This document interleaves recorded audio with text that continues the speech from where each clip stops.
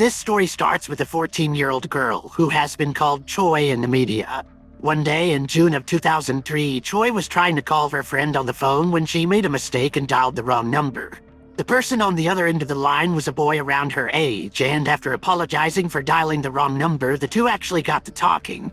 This boy has been called Kim, and the two actually decided to exchange contact info and keep in touch. Choi and Kim became more acquainted over about 6 months, talking fairly regularly online.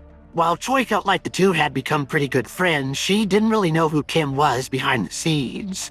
Kim was a member of a huge unofficial gang of middle and high school age boys that people have come to call the Miryang Alliance, or by similar names such as the Miryang Union. This was a very large group of boys consisting of anywhere from 50 to 100 members. Most of the boys had given up on college, instead meeting at a factory where they were all receiving some job training in order to hopefully find some employment after high school. Many of them were living in a dormitory near a vocational school, hoping to get a job in Busan sometime after graduation. The bulk of them were described as juvenile delinquents, and it's safe to say that none of them really had the best of intentions in mind.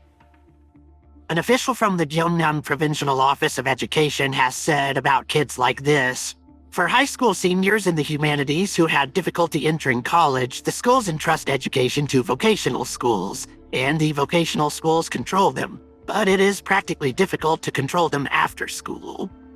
While talking to Choi online, Kim introduced her and her sister to a boy named Park, the informal ringleader of the group of boys. They played nice with her over the months, gradually getting her to lower her guard over time. When they felt that she would be a little more susceptible to coming to meet them in person, they invited her out to where they lived in Miryang, saying, "Come visit Miryang sometime." Unfortunately, in January of 2004, Choi decided to do just that. When Choi got to Miryang, Kim and a few other boys invited her over to a guest house they were using. This is where all of the horror truly began. Park and a large group of other boys began to beat Choi with a blunt object before using that same object to sexually assault her, and eventually all gang raped her in a massive group. To add insult to injury, the boys recorded the whole assault on video with a handheld camcorder. They told Choi that if she ever told anyone about this, they would release the video on the internet for all to see. They wouldn't let it end here either. Now that they had Choi under their thumbs with the blackmail, they decided to hold it over her head to get whatever they wanted out of her. They called her back out to Miryang about 10 times over the next 11 months. Each time, she would be gang raped by a group of anywhere from 3 to 24 boys at once. Over time, at least 44 different boys had violated her in total, with many of them coming back more than once to get what they wanted. The gang got more bold with what they asked of Choi. They began to extort money from her as well, bleeding her dry with all their demands for cash. It didn't end with money, though. Now they wanted her to bring more girls. Knowing that Choi had a 16-year-old cousin from their previous online chats, they ordered her to bring this cousin out under the threat of releasing the blackmail footage. She did so, and this cousin was assaulted in the same manner that Choi had been. With 2 girls not being enough, they ordered Choi to bring her 13-year-old sister along the next time. At least this time, it seems that the younger sister wasn't sexually assaulted, but she was taunted and beaten with some sort of sex toy by the end of the ordeal. The boys continued to videotape many of these assaults to add to their backlog of blackmail material, feeling that they would be safe as long as they had these videos to hold over the girls' heads. After a while, though, Choi began to refuse to come to see them. So the boys threatened to call her school and tell them what had been going on, feeling that her reputation would be ruined and she might even get kicked out.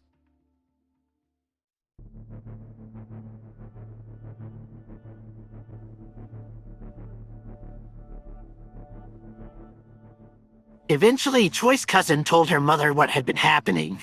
This woman, Choi's aunt, was rightfully appalled and quickly went to report the entire ordeal to the police. Choi and another girl were brought in to be interviewed by the cops. Right away, they requested to talk with a female police officer, but this request was denied. Instead, a male officer came in to speak with them and immediately began to question as to whether or not their claims were genuine. Above all, the police were very angry that a scandal like this would ruin the reputation of their town. This officer said to them, "Did you try to entice the guys? You ruined the reputation of Miryang. Those boys who would be leading the city in the future are all now arrested thanks to you. What are you going to do? I'm afraid that my daughter will turn out like you." The officer even asked them outright, Did they stick it in or not? Shortly after, they had a few of the boys brought in to be identified. Rather than have Choi identify them through a two-way mirror like normal, where she could see the suspects but they couldn't see her, instead the officers had her identify the criminals face to face. She did so through tears in her eyes, barely able to look up to point out the boys as they stared back at her. The officer ended by telling her, "My hometown is Miryang, and you girls have brought disgrace on this city." During the investigation, the police did very little to hide Choi's identity. They quickly leaked enough of her information for journalists and the internet to find out who she was, putting the spotlight on her in what was becoming a national incident. Some of the officers had even gone out, got drunk, and flat out told karaoke patrons and waitresses the names of the victims involved. Pretty shortly after, 3 of the boys were arrested, and the police were actually content to stop there. When information on the case first appeared in December of 2004, users on the internet were outraged. They demanded that the police do more to punish the gang of boys. Letting loose on the police in public as well, they began to chant "arrest all perpetrators" whenever they would come across them. Following protests from the victims, their families, and the public at large, the police went on to arrest 9 more of the boys. The police continued their investigation, and when realizing that many of the boys were all in one place, decided to make their move. They stormed an internet cafe where a large group of the boys were congregated and arrested them all en masse. The police, while investigating the case and interviewing the boys, came to find that there were 2 more female victims that Choi didn't even know about, bringing the total number of victims up to 5. Upon making this discovery, the police came to feel that there could very well be even more victims that they hadn't heard of. It wasn't too long before the families of the boys started to threaten Choi and the other victims, telling them, "Now that you've reported our sons, you better watch your back." During an interview with one of the boys' parents on TV, this parent said, "Why should we feel sorry for the victim's family? Why don't you consider our suffering? Who can resist temptation when girls are trying to seduce boys? They should have taught their daughters how to behave in order to avoid this kind of accident." It wasn't only the families of the boys, but their friends as well who gave the victims this sort of treatment. Even more surprisingly, some of the boys had girlfriends who fully supported them as well. Kwang Sung-mi, the girlfriend of one of the gang members, posted on her social media about the incident. She posted with a sort of sarcastic support for the victims and the police, implying that the whole thing was overblown. She wrote, "Did it all get sorted out okay? I've heard that apart from 3 people, everyone came out fine. Those girls were so ugly anyway. Anyway, good work." The scandal spread all throughout the news media as more grisly details of the crime gradually came to surface. As it turns out, there were much more boys involved than the original assumed 40-something. The police came to know of up to 70 more perpetrators, people who either watched the sexual assaults, participated in the extortion, or acted as lookouts while the other boys committed the crimes. This brought the total amount of criminals to well over 100. The police came to announce that in addition to the people who had already been arrested, they plan to request arrest warrants for 10 more students fairly soon. As information spread of the attacks, so did misinformation. The public, in disbelief that a group of seemingly normal middle and high school age boys could do this, and in such numbers, began to say that it was actually all the doing of a gang of large, older high school students who were covered in gang-related tattoos. However, the police, even members of the gang themselves, would come out to say that none of the students really met this description, and before the case came about, they hadn't even really considered themselves to be any sort of formally organized gang or group. They were just a large, loosely organized collection of miscreants. As Choi, her cousin, and her sister went back and forth to the police office for questioning, paperwork, and updates on the case, they would routinely be harassed by the boys' family members right outside of the police station. They said, "The perpetrators' families did not apologize, but instead shouted at us, which made us angry and scared. We are especially afraid that most of the male students will be released and face retaliation." Some of the parents told the girls, "Let's see if you do well after reporting this. Be careful," while making threatening looks and gestures towards them. The girls were blamed for all of the attacks, being told that they had seduced the boys and that they weren't behaving properly as young ladies. Above all, Choi and the others feared that they would face retaliation as soon as many of the male students were released from police custody. Eventually, one of the boys' parents even came to meet Choi at school. While she was in class, this mother approached her, demanding that she sign a petition for her son to get less severe charges. Hopefully only probation. Scared, Choi ran and locked herself in the bathroom until that parent left. It wasn't long after that she dropped out of school entirely due to the harassment and the depression surrounding the entire incident. The police promised they would investigate as to whether or not the parents made any threats, but it doesn't seem that they ever went through with it. While the police promised to track down more and more of the boys and arrest them all, they didn't. They arrested 12 of them while merely booking another 29 of them without detention and simply letting the rest of them go. Very shortly after starting the investigation, the police just completely closed the case, saying no further criminal activity has been detected. Eventually, the police's awful mishandling of the case was brought to light. The public was disgusted at how they treated the victims during the questioning phase. When criticized for ignoring the request for a female officer to interview them, the police deflected by saying that there were simply too many suspects and that they didn't have a female investigator on staff who was skilled enough to handle it. For that, they later apologized, posting to their website, ignoring the demand for a female police officer to question the victims and for a police officer to insult the victims was indeed a wrongful act. When it came to the criticism revolving around making the girls identify the criminals face-to-face, the police defended themselves by saying, "The room to window the assailants is too small for more than one assailant to go in, so we have asked beforehand for the victim to point out the assailants." Protesters were horrified to hear that the police had accused the young girls of embarrassing their hometown, leading them to shout at the police, "Protect the victims, don't harass them." Now that the victims' identities were nearly public knowledge, everyone feared for the safety of the girls from here on out, especially given that they were already being harassed. The Ulsan Women's Hotline put out a statement saying, "There is no social protection or consideration for victims," while demanding harsher punishment for the suspects.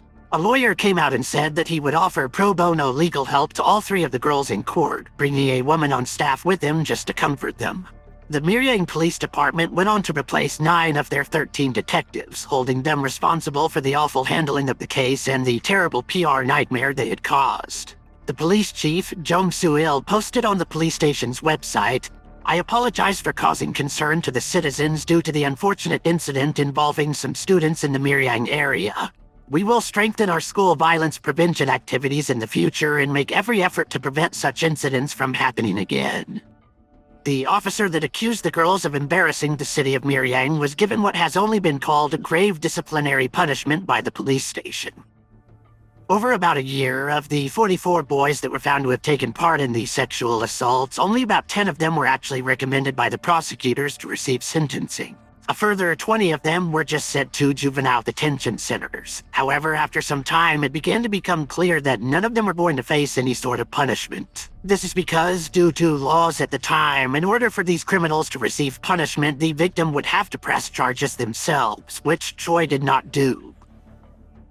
This was mainly because of Choi's father, a very problematic alcoholic who had been divorced from her mother for about 3 years after beating her.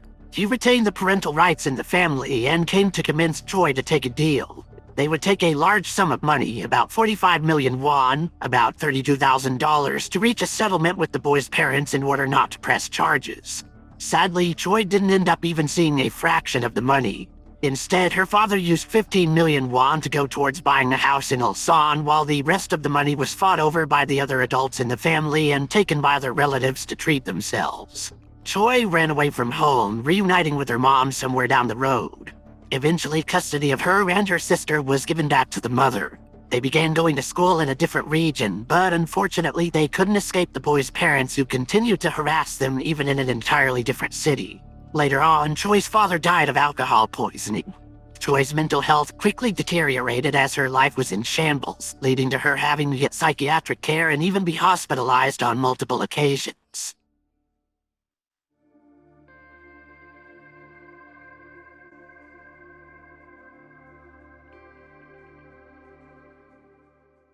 Choi's mother, now taking the reins, decided to sue the Miryang police for 110 million won, about $80,000, citing extreme emotional suffering.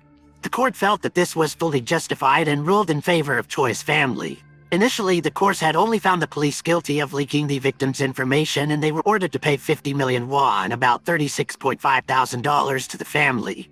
But after appeal, they broadened the scope of the accusations, accusing the police officers of negligence in protecting the victims as well. The court said, their insulting remarks were related to the performance of their duty, and it is apparent that the victims felt ashamed. Protecting victims is more important when the victims are minors. The police also violated the victims' human rights, as they made the girls point out their assailants in front of the boys despite the possibility of revenge attacks. By making the victims identify their attackers in an open area, the police failed to protect the rights of the victims and caused them to suffer humiliation. Such an act can never be justified, even with the stated claim by the police that they did so in order to expedite the probe. The court eventually ordered that the state pay each sister 30 million won, about $22,000, and their mother 10 million won, about $7,000. They said that the deciding factor was the cruel statements made by the police to the girls that had caused them so much mental turmoil.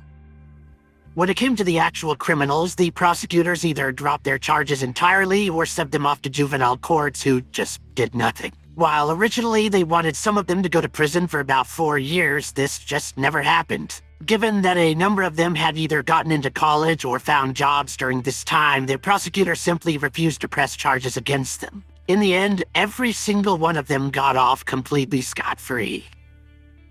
Now in her new city, Choi tried multiple times to end her own life. She never did end up graduating from high school and went on to live the rest of her life in secret.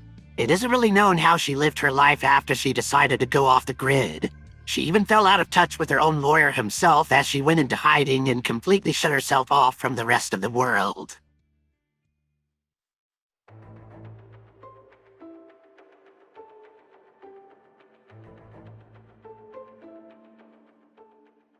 Things went quiet for a few years. That is, until 2010. That's when Hwang Seon-mi, the girlfriend of one of the gang members who berated the victims online, came back into the spotlight. This is because she herself passed the police officer exam and got herself a job as a cop working at the Gyeongnam Provincial Police Agency. Once this leaked out, onlookers were not happy at all. The decision to hire Hwang at all was incredibly controversial given her defense of criminals and demeaning of victims online. Online users began to post reviews on the police station, saying, "She is not qualified to be a police officer. It is absurd that she is making fun of the victims of humiliating crimes as a woman, but how can we have such a person as a police officer in our country? And this kind of person is a police officer. Can you believe it?" Hwang ended up posting an apology online, saying that she regrets her past behavior. She said that it was merely a mistake she committed in her youth and asked for their understanding. But nobody really went for it. This is mainly because of a statement she made while applying for her job in the first place, in which she wrote, "I'm a very honest and diligent person and I know myself well. I think about crime from the viewpoint of criminals too, and in case of sexual assault, I am able to consider both, victims as well as criminals' position and whether the victim did not walk around in a manner encouraging to be assaulted." It goes without saying that people felt that this statement was both problematic and less than genuine. They didn't really appreciate to hear that walking around in a certain manner could qualify as asking to be assaulted. In response, the police station said that they would investigate her. And if it turns out that she did say those things online previously, they would hold her accountable somehow.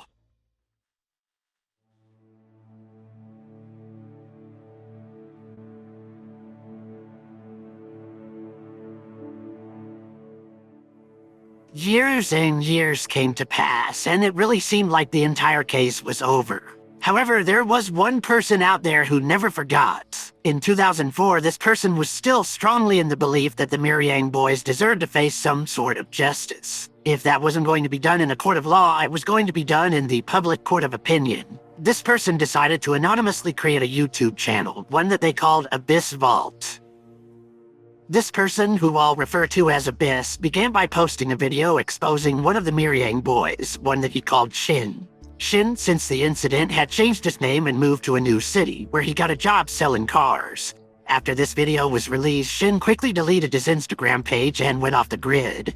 Afterwards, his company swiftly fired him, posting to their page, "We're taking this situation very seriously, and the person in question has been fired." Shin was only the first of many to go down. The next video would come a few days later. This video was of none other than Park, the ringleader.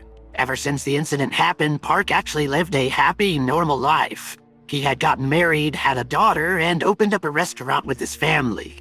After the video exposing him, his restaurant was quickly bombed with 1-star reviews and his reputation was ruined. Eventually, some specialists were able to point out that his restaurant violated some construction-related laws, getting the whole place shut down entirely. A third man, whose real name is not clear, was exposed soon after. This one was apparently already in legal trouble after having become a loan shark, even having spent some time in prison since the original crimes took place. It came to be clear that a lot of the perpetrators, now in their 30s, had normal jobs, families, and seemed happy. Creepily enough, an odd number of them came to have daughters. The public felt that they had clearly done nothing to repent. They simply had their crimes swept under the rug and never did anything to earn these normal happy lives, especially considering how completely Choi's life had fallen apart during this time. Eventually, other YouTubers aside from Biss came forward to identify the criminals. Some of them were successful, with another man being found to be an employee of a large company that removed him from his duties after the video in order to perform an internal investigation. However, not all of these emerging channels would be quite as diligent and factual as Abyss had been. One channel started to attack people who knew the criminals instead of the criminals themselves, pointing out a woman that was said to be Shin's girlfriend. The problem is, this woman didn't even know who Shin was. Regardless, business crumbled at her nail salon after the allegations came out, leading her to take legal action against the YouTuber. It wasn't long before the police were hit with over a dozen complaints and petitions by some of the Miryang boys, but also by a good number of people who were accused despite not being involved with them whatsoever. To add insult to injury, various YouTubers were claiming that they were doing this with the permission of Choi and her family. The problem is, Choi still hadn't come out of hiding. It was a complete lie. This was confirmed by the Korea Sexual Violence Relief Center, one of the few outlets that Choi still had contact with in the outside world. Abyss has posted to his channel's community tab that he would continue to upload videos exposing the criminals regardless of what happened with all the copycat channels. Speaking of this, Hyobin Lee, an adjunct professor of politics and ethics at Chungnam National University, said, "The general reaction has been positive. If the judiciary had handled the case properly 20 years ago, these private sanctions might not have occurred." David Tizard, an assistant professor of education at Seoul Women's University, has shared similar sentiment, saying, "Many today believe that justice should be served, that those who have wronged others should themselves face a similar situation." One Abyss copycat came to take down his videos and apologized to the victims once Choi's younger sister reached out and asked him to stop revealing their identities again after all this time. Abyss has also deleted some videos that may have been made on shakier ground. However, they soon re-uploaded the videos upon request from Choi's younger brother. Things got even more unusual when one of the Miryang boys posted an apology video to YouTube himself, completely of his own volition, probably hoping to get out in front of any bad press. In the video, he said, "I want to say I am so sorry to the victim, who would have been living in unimaginable pain since 2004. I know no apology would absolve me, but I sincerely would like to apologize. I will never forget what I did and live the rest of my life in remorse." The man, who has been called Lee, was the first to ever apologize for the incident. While doing so, he expressed an intent to go into hiding himself. Not long after, another man named Yoon made an apology video himself. Neither of them went into much detail about what had happened or mentioned any specifics, only saying that they were remorseful. Afterwards, the Korea Sexual Violence Relief Center released the first statement from Choi in years. Choi wrote, "We did not expect so many people to be interested in the case, thinking that it would fade away like it had before when the incident was mentioned in a movie or TV show. We thank the people who have expressed their anger and concern as if it happened to them, and for not forgetting us." She said she felt encouraged by the public's comments in her defense, feeling that the society that once spurned her might finally be changing for the better. She hoped that interest in the case wouldn't be a flash in the pan and that people would continue to out the criminals for what they had done. But she did have criticism for the people doxing those who weren't actually involved with the crime, saying, "We hope there won't be any more victims suffering from secondary harm due to the actions of the police and prosecution." Then, to everyone's shock and surprise, Choi came out to give an interview to the media herself, speaking for the first time publicly in 20 years. She spoke of the horrors that she went through during that time, her naivete during the police process, and how the whole thing had come to affect her over all these years. She said, "I was too young to know anything about what's going to happen, and I thought our testimonies would be enough to have them punished. It's been the same since 2004. I can't live my daily life without medication. Choi said that both her and her younger sister never did graduate school and that both were still undergoing heavy mental health treatment to this very day.